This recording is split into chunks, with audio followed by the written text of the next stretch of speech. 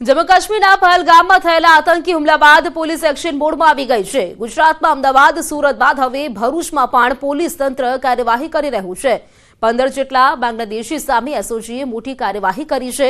ભરૂચ જિલ્લાના અલગ અલગ વિસ્તારોમાં વસતા 15 બાંગ્લાદેશી નાગરિકો સામે કડક પગલાં લીધા છે। તમામના દસ્તાવેજોની તપાસ કરી કેસ આગળ ધપાવવામાં આવી રહ્યો છે। પોલીસે તમામના પાસપોર્ટ અને ડોક્યુમેન્ટ્સ જપ્ત કર્યા છે અને તેમના રેકોર્ડની ઊંડાણપૂર્વક તપાસ પણ શરૂ કરી છે।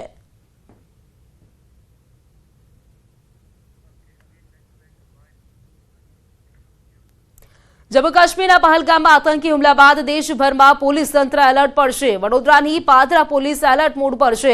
મધ્ય ગુજરાતના સૌથી મોટા સોની બજારમાં પાદરા પોલીસે તપાસ કરી। પાદરાના ચોકસી બજારમાં મોટી સંખ્યામાં બંગાળીઓ કામ કરે છે।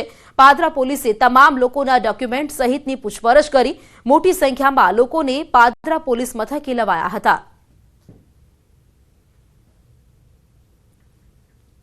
તો અમદાવાદ, સુરત, રાજકોટ બાદ વડોદરામાં પણ ઘૂસણખોરો પર પોલીસે તવાઈ બોલાવી છે। બાંગ્લાદેશીઓના ગેરકાયદે વસવાટ મામલે વડોદરા પોલીસે તપાસ શરૂ કરી। જુદા જુદા પોલીસ સ્ટેશનમાં તપાસ હાથ ધરવામાં આવી છે। ફતેપુરા, કાલુપુરા અને તુલસીવાડી વિસ્તારમાં તપાસ કરવામાં આવી। 100 જેટલા લોકોને કુંભારવાડા પોલીસ સ્ટેશન લાવવામાં આવ્યા। બંગાળી કે બાંગ્લાદેશી કારીગરોના ડોક્યુમેન્ટ્સનું વેરિફિકેશન કરવામાં આવ્યું। આ તરફ રાજકોટમાં 10 જેટલા બાંગ્લાદેશી પકડાયા। પશ્ચિમ બંગાળ સરહદથી કરી હતી ઘૂસણખોરી। પાસપોર્ટ, વિઝા વગર ગુજરાતમાં તે લોકો વસવાટ કરતા હતા। તમામ બાંગ્લાદેશીઓને ડિપોર્ટ કરવામાં આવશે। એક દિવસમાં 800 શંકાસ્પદોની તપાસ કરવામાં આવી છે। કોઈપણ પ્રકારના ડોક્યુમેન્ટેશન કે વિઝા વગર ગેરકાયદેસર રીતે અહીંયા સ્થાયી થયા છે તેવા લોકોને શોધીને અને આગળ ડિપોર્ટેશનની કાર્યવાહી હાથ ધરવામાં આવનાર છે। અત્યાર સુધીમાં રાજકોટ શહેર પોલીસ દ્વારા આવા 10 લોકોને આઈડેન્ટિફાઈ કરવામાં આવ્યા છે અને તેના માટે થઈને લીગલ પ્રોસિજર આગળ ભવિષ્યમાં કરવામાં આવશે।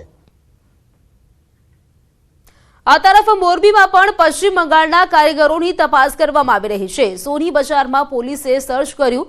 આધાર કાર્ડ સહિતના દસ્તાવેજોની તપાસ કરી હતી। તો મોરબીમાં પણ જે બાંગ્લાદેશી કારીગરો છે તેમની સામે વાત કરીએ, જે કારીગરો છે તેમની તપાસ કરવામાં આવી છે। પશ્ચિમ બંગાળ તરફથી જે કારીગરો આવતા હોય છે ને ત્યાં કામ કરતા હોય છે તે લોકોના જે આધાર પુરાવા છે તેનું સર્ચ કરવામાં આવ્યું। તે સાથે જ વાત કરીએ તો સોની બજાર કે જ્યાં સૌથી વધારે બંગાળી કારીગરો કામ કરતા હોય છે તે જગ્યા પર જઈને આ પ્રકારે જે તપાસ છે તે કરવામાં આવી હતી।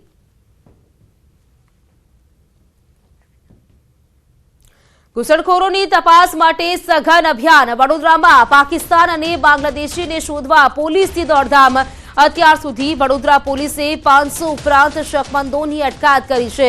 તમામના ડોક્યુમેન્ટ્સનું વેરિફિકેશન પણ શરૂ કરવામાં આવ્યું છે।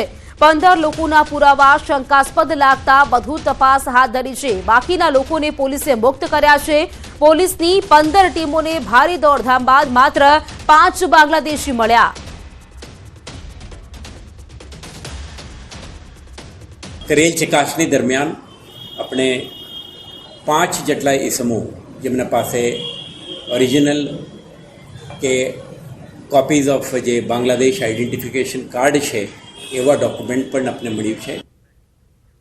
અમદાવાદ શહેરના ચંડોળા વિસ્તારમાંથી ડિટેન કરાયેલા શંકાસ્પદ ઘૂસણખોરોના મામલો। પોલીસ તપાસ દરમિયાન 100 થી વધારે લોકો ગેરકાયદે રહી રહ્યા હોવાનું સામે આવ્યું છે। આ તમામ લોકોને ડિપોર્ટ કરવામાં આવશે। 550 થી વધારે લોકોના પાસપોર્ટને લઈને પણ તપાસ કરવામાં આવી રહી છે। પોલીસ વેરિફિકેશન અંગે પણ જે તપાસ છે તે કરવામાં આવશે। 150 થી વધારે લોકો પાસે બનાવટી પાન કાર્ડ અને આધાર કાર્ડ હોવાની આશંકા છે, જે અંગે ક્રાઇમ બ્રાન્ચે તપાસ શરૂ કરી છે। આ વિશે વધુ જાણકારી મેળવીશું। મારા સંવાદદાતા ઋત્વિજ સોની મારી સાથે જોડાઈ ગયા છે, તેમની પાસેથી માહિતી મેળવીશું। ઋત્વિજ, અમદાવાદની વાત કરીએ, ગઈકાલે 800 થી પણ વધારે જે શકમંદો છે બાંગ્લાદેશીઓ તેમની જે અટકાયત કરવામાં આવી હતી। પૂછપરછમાં જે મોટો જે તપાસમાં ખુલાસો થયો છે, જાણકારી શું આ મામલે વધુ?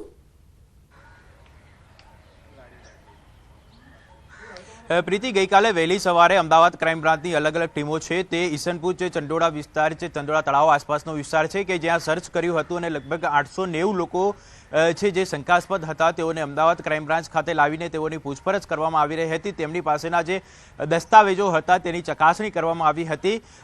જે મોડી રાત સુધી આ જે વેરિફિકેશનની કાર્યવાહી છે તે ચાલી હતી અને હાલ પણ આ કાર્યવાહી છે તે યથાવત છે, કારણ કે અલગ અલગ વ્યક્તિઓ પાસેના જે પણ દસ્તાવેજો છે તેની ખરાઈ કરવામાં આવી રહી છે. જોકે તપાસ દરમિયાન 100થી વધારે લોકો છે તે ગેરકાયદે રહ્યા હોવાનું સામે આવ્યું હતું અને આ તમામ લોકોને ડિપોર્ટ કરવા માટેની જે કાર્યવાહી છે તે પણ અમદાવાદ ક્રાઇમ બ્રાન્ચ દ્વારા કરવામાં આવશે. ઉપરાંત મહત્વની બાબત તો એ છે કે જે આ વિસ્તારમાં રહેતા લગભગ 550 જેટલા લોકો છે કે જેઓની પાસે પાસપોર્ટ હોવાનું સામે આવ્યું છે. એટલે આ તમામ જે હકીકત છે તેની તપાસ કરવામાં આવશે. તેમની પાસેના જે દસ્તાવેજો હતા, કયા દસ્તાવેજોના આધારે તેમણે આ પાસપોર્ટો કઢાવે છે તે બાબતે તપાસ કરવામાં આવશે અને તેમણે જે સ્થાનિક પોલીસ સ્ટેશન લેવલે જે પોલીસ વેરિફિકેશન કરાવ્યું હશે તો જે વેરિફિકેશનની માહિતી પણ એકત્રિત કરવામાં આવશે અને તેમાં જો તેમણે કોઈ બનાવટી દસ્તાવેજો આપ્યા હશે તો તેને લઈને પણ અમદાવાદ ક્રાઇમ બ્રાન્ચ દ્વારા કાર્યવાહી કરવામાં આવશે.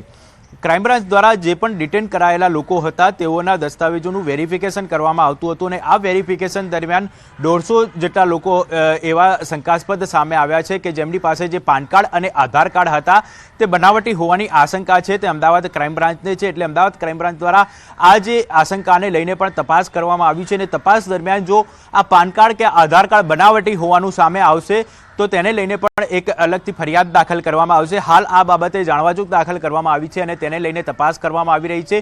જો આ જે પાન કાર્ડ અને આધાર કાર્ડ છે તે બનાવટી હોવાનું સામે આવશે તો તેને લઈને જે ગુનો દાખલ કરવામાં આવશે અને આગળની કાર્યવાહી કરવામાં આવશે. મહત્વની બાબત તો એ પણ સામે આવી છે કે એક વ્યક્તિ એવો મળી આવ્યો છે ક્રાઇમ બ્રાન્ચને કે જેની પાસેથી અનેક ભાડા કરાર પણ મળી આવ્યા છે. એટલે આ ભાડા કરાર તેને કયા આધારે કરાવ્યા હતા, કોની પાસે કરાવ્યા હતા, ભાડા કરારને લઈને જે દસ્તાવેજો હતા તે ઓરિજિનલ છે કે કેમ, આ તમામ બાબતોની તપાસ છે તે હાલ અમદાવાદ ક્રાઇમ બ્રાન્ચ દ્વારા કરવામાં આવી રહી છે. એટલે કહી શકાય તો ગઈકાલે વહેલી સવારે જ્યારથી આ સર્ચ ઓપરેશન કરવામાં આવ્યું હતું ને ત્યારબાદ તમામ લોકોને ક્રાઇમ બ્રાન્ચ ખાતે લાવવામાં આવ્યા હતા અને તેઓના દસ્તાવેજ વેરિફિકેશનની કાર્યવાહી છે તે અમદાવાદ ક્રાઇમ બ્રાન્ચ દ્વારા કરવામાં આવી રહી છે. બિલકુલ પૃથ્વીજ, આભાર આપનું જાણકારી આપવા માટે. તો આજે તમામ લોકો છે જે શંકાસ્પદોની જે અટકાયત કરવામાં આવી, તપાસ કરવામાં, તેમાં કેટલાક ખુલાસાઓ પણ થયા છે.